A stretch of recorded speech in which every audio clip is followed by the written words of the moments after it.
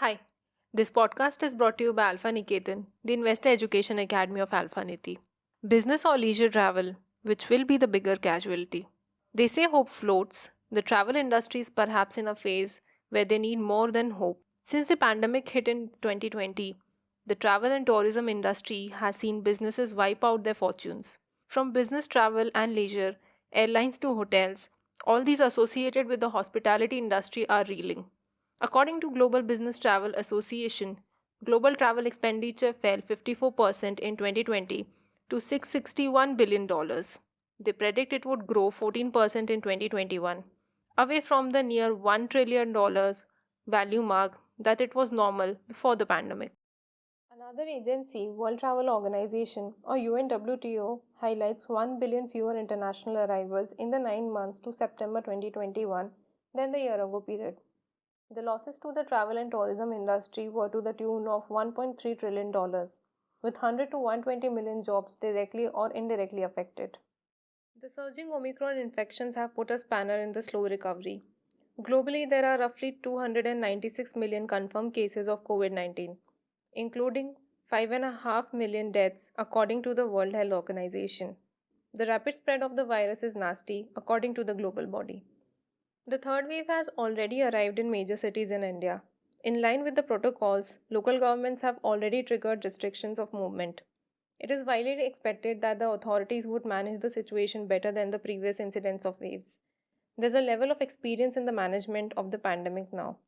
There's a hope that the new variant will not cause death and lockdowns that bring the entire travel sector to the ground. Leisure travel. There are several surveys published citing consumer interest in local and international travel. They predict that individuals will make travel plans in the next 3 months. There's a lot of interest in travel and hotel related companies. Share prices of Indian hotels, like the Tata Group company that owns the Taj properties in India and worldwide, have jumped over 50% in 2021. A benchmark index like the Sensex rose 22% during the same period. The outperformance of the Indian hotels could be in anticipation of a jump in leisure and business travel. However, in the past 2 weeks, planning for holidays appears to have been affected. Shares of Club Mahindra fell 10% in just a month's time. Business travel. A key to profits for businesses in the hospitality industry is business travel. Before the pandemic, global business travel spending was estimated to be $1.4 trillion. According to the Global Business Travel Association data, that is expected to see those levels only in 2024. The challenge to estimate that is the increased use of the work from home culture.